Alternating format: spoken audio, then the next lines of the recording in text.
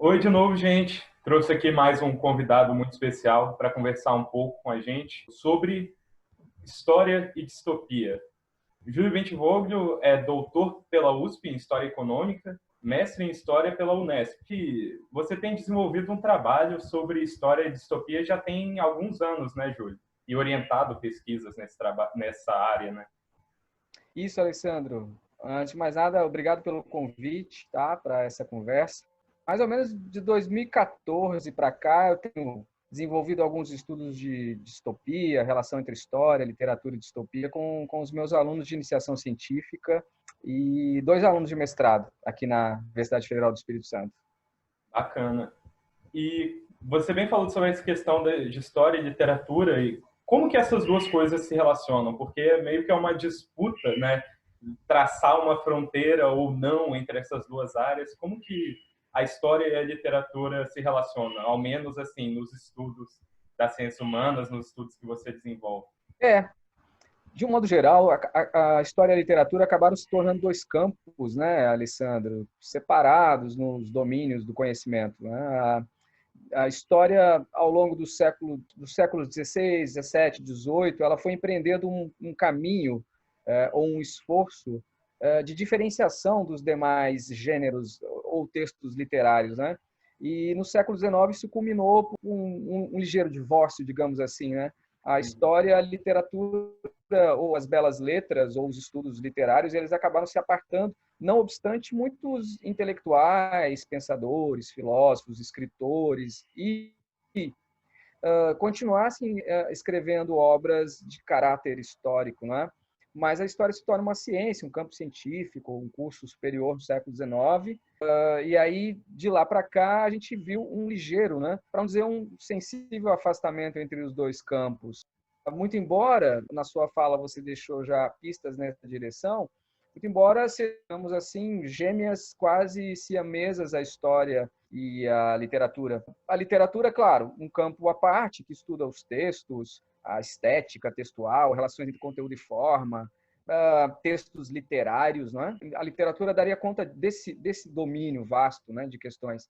E a história ficou com um quinhão mais modesto de estudar o passado, estudar as ações humanas no passado, os feitos notáveis, evitar o esquecimento. Então, Aristóteles, lá no século IV a.C., já tinha feito uma distinção que ainda hoje é muito útil para a gente. Né? A grande diferença da história é que ela é um gênero narrativo, sim, só que ela lida com questões e eventos reais, personagens que existiram. Né? Então, a história teria um compromisso com a verdade. Então, há muitos autores que confundem a relação íntima que há entre a literatura e a história, porque ambas guardam uma cicatriz de origem que é a ficcionalidade. Historiadores e demais escritores, para vazarem o seu conhecimento, para construírem os seus objetos de saber, eles necessitam da escrita, da escritura, da ficcionalidade. É converter o real em algo literário, né? Em palavras, textos, vozes, personagens, tempo, espaço. Então, essa conversão converte, por sua vez, o texto, tanto ficcional quanto o texto histórico, como uma realidade à parte. Não é? Então, eu vejo essas relações entre a história e a literatura como sendo muito que exigem um cuidado, um carinho, porque a literatura é muito importante para a história, se torna um objeto, uma matéria-prima importante, sem contar que ela é uma inspiração muito útil do ponto de vista criativo, imaginativo para os historiadores, né? Agora, eu acho que muitos historiadores têm um entendimento errado da relação entre a história e a literatura, ao lerem, sobretudo, a obra do Hayden White, porque reputam a ele algo que ele não disse, que a história é ficção. Ele jamais disse que a história é ficção, não é? O que ele diz é que a história tem uma dimensão ficcional. Então, uma parte do trabalho dos historiadores é pesquisa, é trabalho empírico, é análise de dados, documentos, fontes. Uma outra parte do nosso trabalho é converter essas informações, essas descobertas, essas reflexões em texto. Né? Então, eu vejo que a literatura e a história estão muito próximas e é muito bom quando os historiadores se ocupam com a leitura de obras literárias, com a reflexão que os autores da literatura colocam para nós, né? Os desafios que eles lançam, que eu vejo isso como bastante útil para nós. É interessante você falou que você converte essa coisa concreta, factual, querendo ou não, numa narrativa, quando você produz o conhecimento histórico, e de certa forma você se utiliza, né, dessas narrativas literárias também como parte desse conhecimento histórico. Em relação à Sim. distopia, como que isso funciona? A história e a distopia como um todo, né?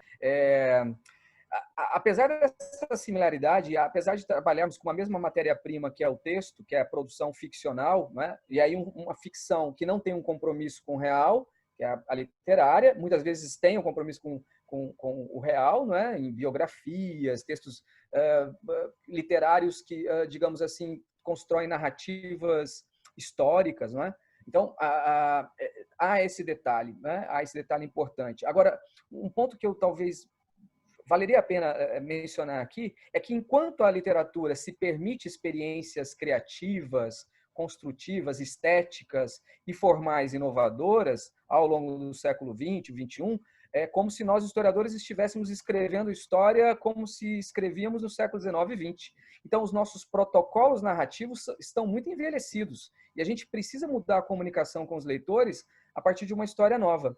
E aí você perguntou da questão da história com a distopia. De fato, não é? A distopia ela surge como um gênero literário, na verdade um subgênero da ficção científica que, por sua vez, era meio que mal vista, era como uma literatura meio marginal, meio não tão importante quanto os grandes autores do final do XIX, começo do XX, não é?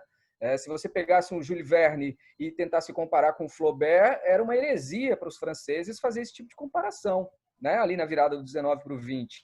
Então, eles eram considerados uma subliteratura até, uma literatura menor, não é? E aí eu vejo que, como historiador, que se tratava de um objeto muito importante para a gente estudar. E eu vou te dizer por quê. Porque, para mim, a literatura é um canteiro de obras fundamental. Ela está ali numa fronteira interessante entre a experiência humana, as experiências humanas aí na sociedade, não é? As formas de representação disso, literárias, por meio da escrita, e um problema maior que é o da imaginação histórica, da consciência histórica que nos envolve a todos nós. Essa coisa que muitas vezes falamos de contexto, mentalidades, imaginário, ideologia. Então, a literatura é um campo de obras fantástico porque ela está nessas fímbrias, nessas zonas de contato que os historiadores precisam estar aí sempre muito atentos. Então, para mim, a literatura funciona, Alessandro, como um termômetro. Então, por exemplo, você tem uma literatura no século XVIII, XIX, muito próxima dos palácios, dos centros do poder. Então, essa literatura, ela é muito parecida com a própria história do século XVIII, que é uma história preocupada com o poder, os reis, as dinastias, não é? Então, se a gente acompanha, para resumir o argumento, né? Se a gente acompanha a história da literatura, a gente vai ver que a história da história, que é um outro campo à parte, muitas vezes foi influenciado pela literatura que desenvolveu ali reflexões estéticas ou correntes inovadoras. Deixa eu pegar um caso particular. A gente vai ver que toda aquela literatura, sobretudo na França, no final do século XIX e começo do século XX, ela vai influenciar a história. A gente tinha lá na Europa, e sobretudo na França, uma história metódica, política, factual, de entidades coletivas, pensando a política, o Estado, os reis, e elas eram narrativas em torno dessas questões político-administrativas. Vem essa literatura francesa inovadora, pensando o social, pensando o psicológico, o que vai acontecer com a história na virada do século XX? Se torna uma história psicológica, social. Então, é como se Flaubert, Zola, Hugo tivessem, de algum modo, estimulado os jovens leitores, e essa literatura nova, moderna, não é Baudelaire para lá, mas eu estou pensando aqui na ficção e na prosa, esses autores vão ser lidos pelos jovens, e esses jovens, uma vez historiadores, que também vão continuar lendo essa literatura, incorporar agendas dessa literatura na pesquisa histórica, que deixa de ser uma história política e factual e vira uma história social, por exemplo. Mas aí, onde é que entra a distopia? Bom, as distopias surgem lá como um subgênero. Eu considero o Frankenstein da Mary Shelley o primeiro texto distópico, a primeira obra distópica. Maravilha, né, Alessandro? Uma mulher escrevendo a primeira distopia, inaugurando um gênero. Então, depois de Mary Shelley para cá, a gente teve o Nós, do Zamiatin, né, o russo, Laranja Mecânica, 1984, Admirável Mundo Novo, Fahrenheit 451.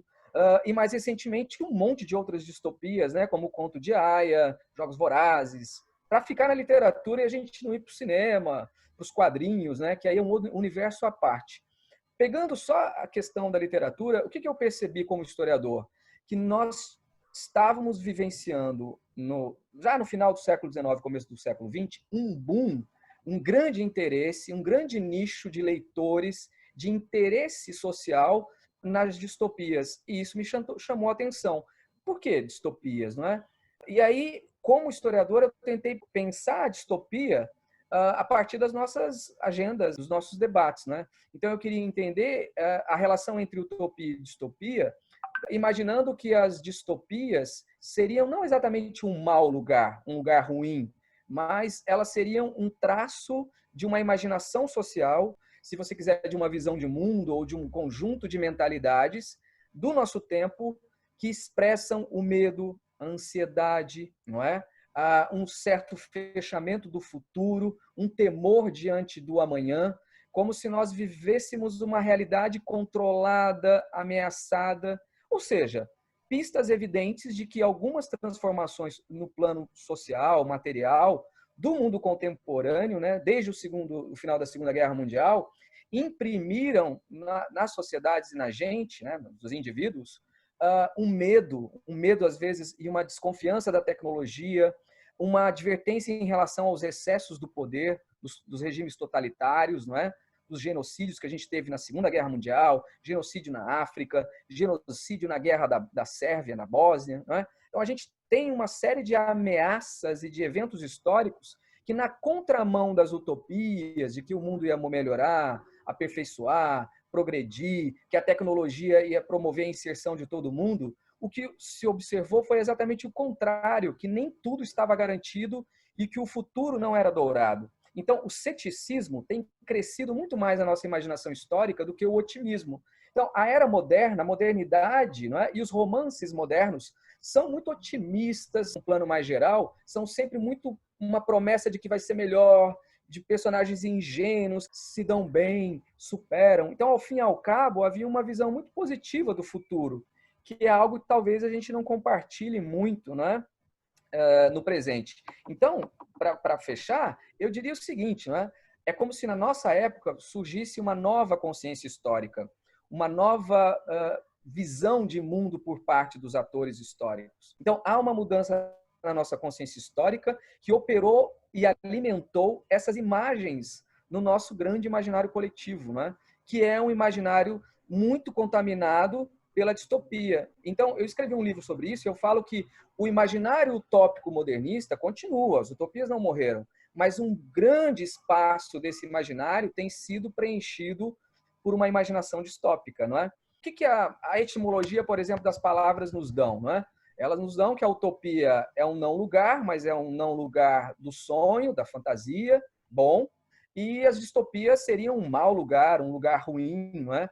Um lugar cindido, dividido e tal. Então, no meu livro, eu procuro mostrar que o distópico é como se fosse um deslugar, difícil de ser fixado, não é? Difícil de ser controlado, é o Frankenstein. São múltiplos fragmentos que ganham vida própria e aí passam a nos ameaçar, não é? Ameaçando as conquistas tecnológicas de conhecimento ou de poder que deram vida a essa criatura, não é? Então é como se ela se voltasse contra nós.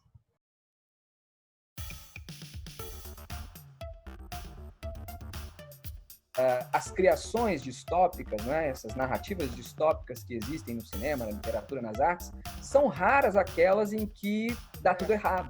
Então, por exemplo, a gente tem o filme Armagedon, lá com Bruce Willis, que é algo muito parecido, vem um asteroide em direção à Terra e eles vão lá, estilo Rambo, e resolvem tudo, né? Ele pode ser uma utopia para determinados economistas, mas pode ser uma distopia para outros, né? Queria fazer uma pergunta pessoal, assim, mais de curiosidade. Qual que seria a sua distopia favorita? Assim? Qual é aquela que você gosta mesmo? Na literatura, eu tomaria a liberdade de puxar a sardinha para nossa brasa e pegar alguma coisa da literatura brasileira que eu tenho profundo carinho, que é